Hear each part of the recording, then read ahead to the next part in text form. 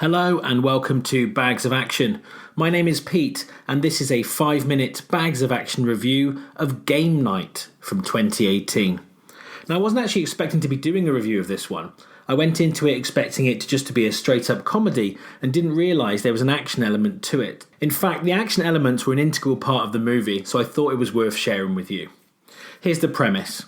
A group of friends who meet regularly for game nights find themselves entangled in a real-life mystery when the shady brother of one of them is seemingly kidnapped by dangerous gangsters.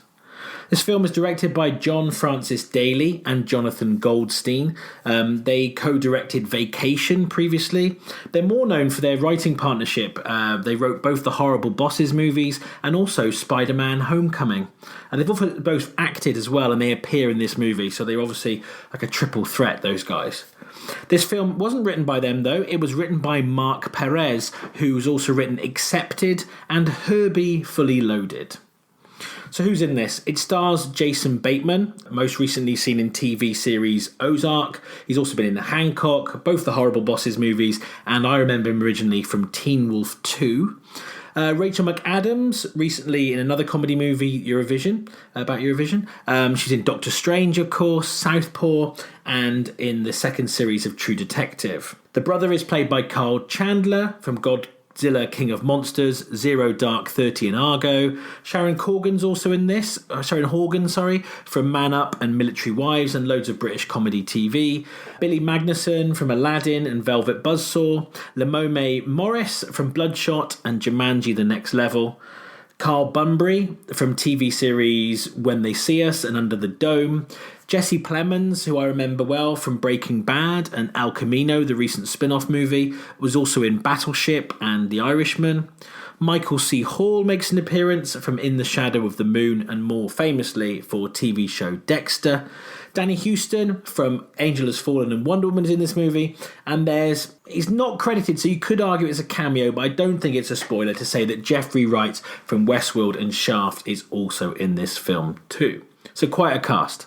Now, I'd heard really good things about this movie from people I trust. Lots of writers and creatives had said how good this was and how strong the script was in particular. So I went into this with really high expectations. From the opening scenes, I knew this was a clever comedy with some strong visuals and performances. Bateman and McAdams are brilliant, and the cast around them is excellent too, those I listed before.